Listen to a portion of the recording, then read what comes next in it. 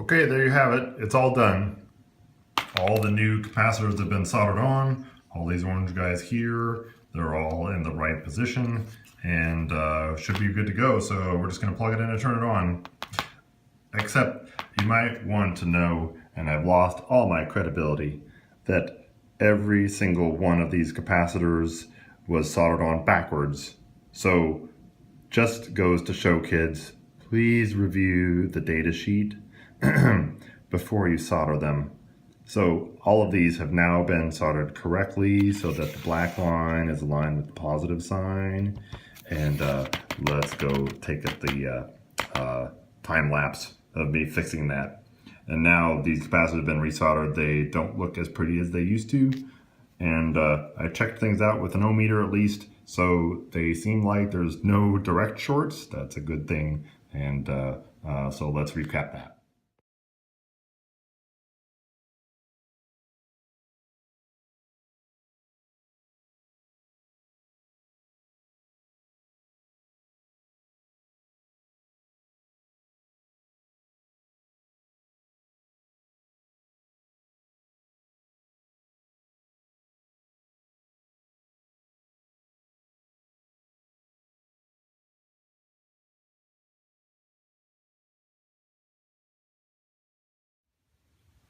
Welcome back. All right, motherboard is installed and totally disconnected with the exception of the main power connector right here. I've got all the ribbon cables undone, got nothing else. I've got the memory pulled out even, and my solid state hard drive adapter card unplugged. I don't want anything else to potentially get damaged if the motherboard goes up in flames. So this is the proverbial smoke test. I've got the power cord plugged in. Everything's ready to go with the flip of that switch. Let's see what happens. Go back to the tripod here because I want to be able to turn this thing off and not drop the camera if something goes bad. All right, well, here goes.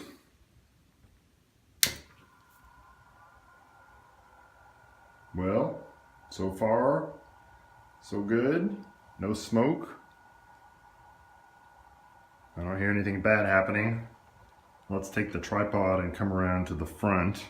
See what's going on with the monitor. Oh. Checkerboard pattern. That's not a good sign.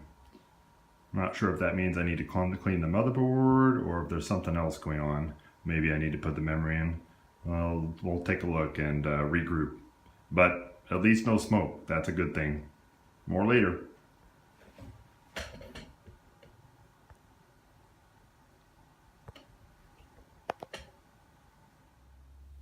All right, we're back.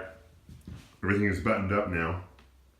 I put everything back together, let things kind of rest, and on a whim, I turned it back on the next day after I got that checkerboard pattern.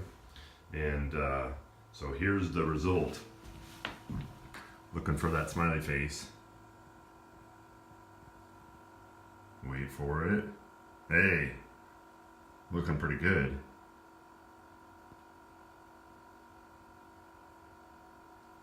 See what we get. Hey, all right. So I needed to let that isopropyl alcohol that I had brushed the motherboard off with to kind of clean up solder flux. Let it dry a little longer.